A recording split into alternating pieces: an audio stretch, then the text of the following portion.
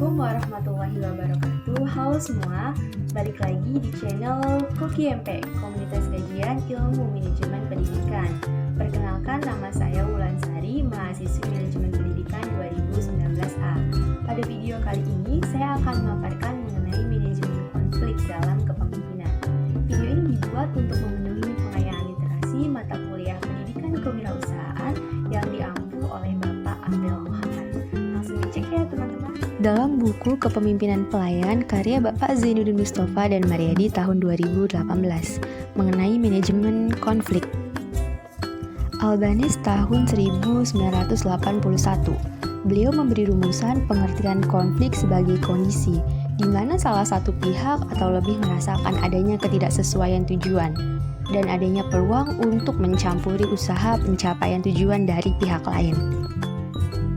Sedangkan menurut Robbins tahun 1991, konflik sebagai suatu proses di mana usaha yang dilakukan oleh A untuk mengimbangi usaha B itu tidak sejalan atau bertolak belakang dari pencapaian tujuan. Dari kedua definisi tersebut dapat disimpulkan bahwa konflik itu pada dasarnya adalah proses yang dinamis dan keberadaannya itu lebih menyangkut persepsi dari orang atau pihak yang mengalami atau merasakan konflik itu secara langsung. Selanjutnya kita akan membahas mengenai cara pandang terhadap konflik. Menurut Rifai tahun 2003, secara ilmiah terdapat 3 pandangan tentang konflik. Yang pertama adalah pandangan tradisional. Yang kedua adalah pandangan berdasarkan perilaku. Dan yang ketiga adalah pandangan interaksionis. Mengenai pandangan pertama, pandangan ini dikenal dengan istilah pandangan tradisional. Mengapa sih kok dikenal sebagai pandangan tradisional?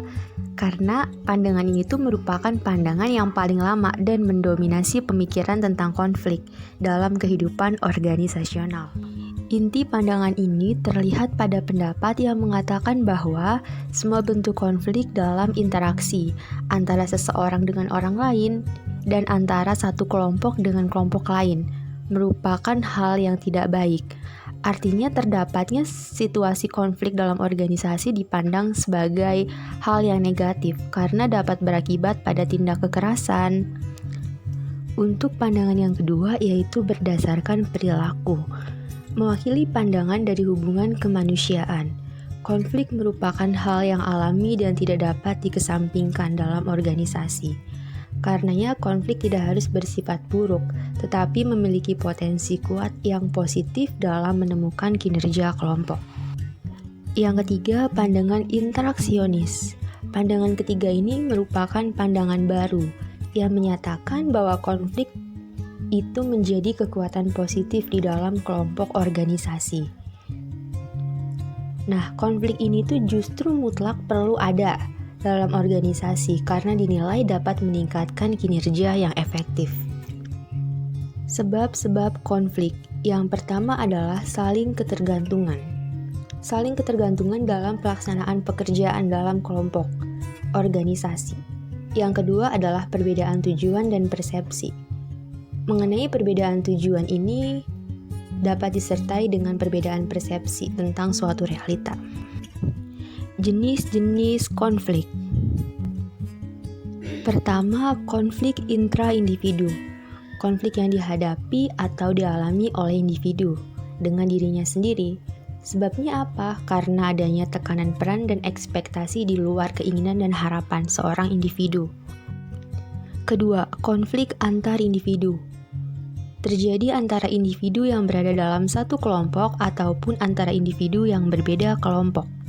3. Konflik antar kelompok. Konflik ini bersifat kolektif antara kelompok yang satu dengan kelompok yang lain. Yang keempat adalah konflik organisasi. Lanjut mengenai strategi manajemen konflik. Yang pertama ada kompetisi dalam penyelesaian konflik. Yang kedua kolaborasi mencari penyelesaian. Yang ketiga adalah akomodasi atau menempatkan kepentingan lawan. Dan yang terakhir adalah kompromi atau sama-sama mengorbankan. Sekian video dari saya, kurang lebihnya mohon maaf. Wassalamualaikum warahmatullahi wabarakatuh. Saya Wulansari undur diri, jangan lupa di like, subscribe, dan juga di share ya.